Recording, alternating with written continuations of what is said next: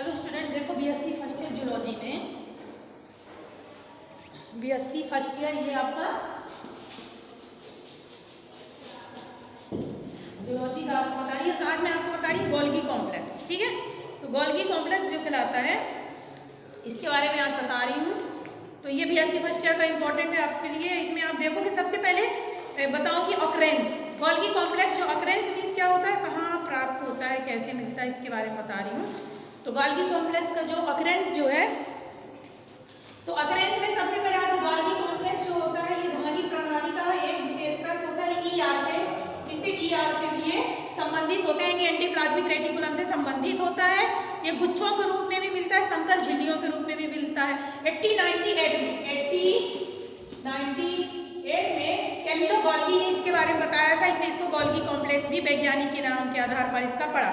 सबसे पहले आप देखोगे हिस्ट्री देखोगे गोल्गी कॉम्प्लेक्स को जो 1867 में जॉर्ज ने, उसके बाद इसको एक एल्कर नामक वैज्ञानिक थे, उन्होंने 1997 में इसको माइटोकॉन्ड्रिया शब्द का नाम भी प्रयोग किया, जो गोल्गी शब्द का प्रयोग किए थे उन्होंने। ठीक है, ये हो गया। आपके गोल्गी कॉम्प्लेक्स का आप डायग्राम देख रहे होंगे कि गोल्गी कॉम्प्लेक्स में सब होती है जो शेप साइज जो होता है विभिन्न कोशिकाओं में गोल्गी कॉम्प्लेक्स का आकार, रूप एवं आकृति जो होता है अत्यधिक भिन्न भिन्न होता है।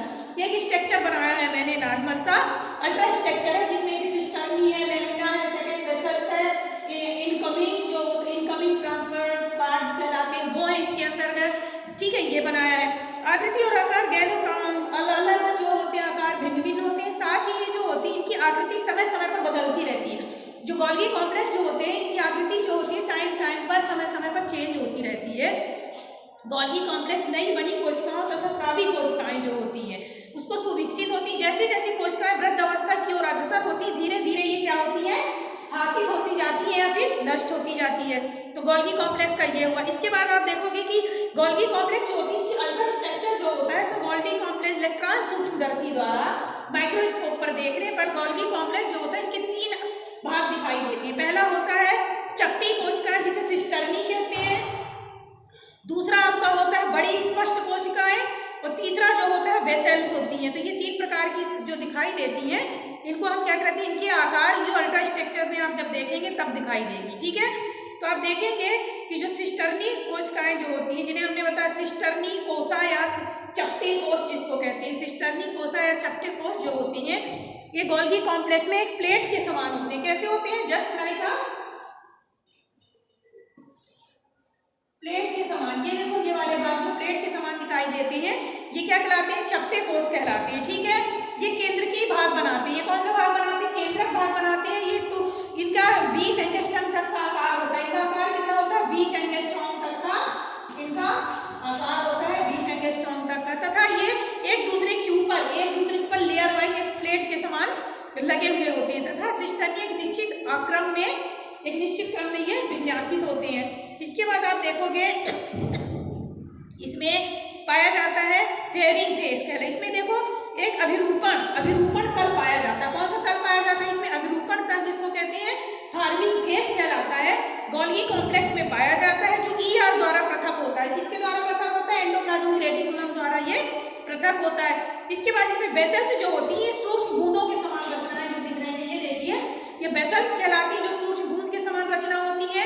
ये 40 एंगस्ट्रॉम से लेकर 800 एंगस्ट्रॉम तक के व्यास की होती है। मतलब 40 एंगस्ट्रॉम से लेकर 800 एंगस्ट्रॉम तक के व्यास की ये जो होती है। साथ ही सिस्टर्नी की अभिरूपण होती हैं।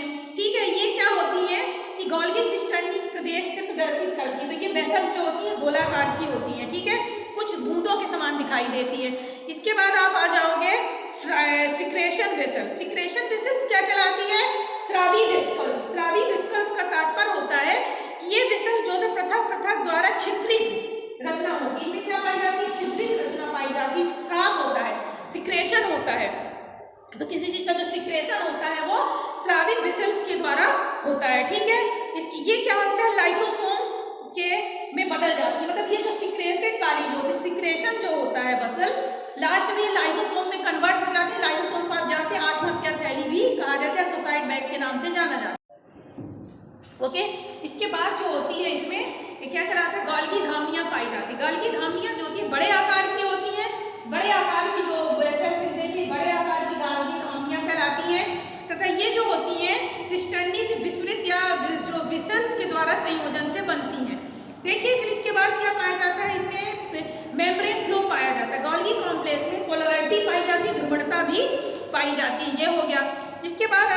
कि जो गाल्गी कॉम्प्लेक्स जो होते हैं इनमें बहुत सारे रासायनिक संगठन के बारे में आपको पता चलना चाहिए कि केमिकल कंपोजिशन गोल्गी कॉम्प्लेक्स जो होता है इसका केमिकल कंपोजिशन कैसा होता है कि इसमें फास्फोरिक लिपिड पाया जाता है, एंजाइम पाया जाता है, देन इसमें क्या पाया जाता है, कार्बोहाइड्रेट भी पाए जाते हैं।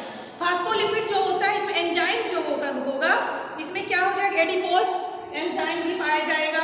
कार्बोहाइड्रेट में ग्लूकोज मैनोज पाए जाते हैं, ठीक है, साथ ही ग्लाइकोसिन पाया जाता है। तो इसमें केमिकल कंपोजिशन में क्या फास्फोलिपिड पाया जाता है, एंजाइम पाया जाता है और कार्बोहाइड्रेट पाया जाता है। ये चीज कंप्लीट हो गया। इसके बाद इसके ऊपर जो एंडोप्लाज्मिक रेटिकुलम से होती है ये भी आपको जानकारी होना जरूरी है, ठीक है। इसके बाद आप देखोगे कि इसमें जो मुख्य फंक्शन जो होता है तो इनके कार्य जो होते हैं, गोल्गी कॉम्प्लेक्स जो होता है यौगिकों का अवशोषण संग्रहण, जो यौगिक जो होते हैं उनका अवशोषण करती है, संग्रहण करने का काम भी करती है, सांद्रण करने का काम भी इसके द्वारा होता है। ये क्या होते हैं, गाल्गी उपकरण लोहा तांबा स्वर्णीय यौगिकों का अवशोषण करते हैं, लोहा तांबा वगैरह जो होते हैं उनका अवशोषण, क्योंकि इनकी झिल्लियां क्या होती है, संचित होती है, इनकी झिल्लियां कैसी रहती है, संचित रहती है, ठीक है, याद रखना। और ये क्या करते हैं, कॉम्प्लेक्स संघन झिल्लियों की भांति ये कार्य करते हैं। स्टूडेंट आज मैंने गोल्गी कॉम्प्लेक्स के बारे में बताया जो आपकी BSc फर्स्ट ईयर के लिए इंपॉर्टेंट टॉपिक है। Thank you.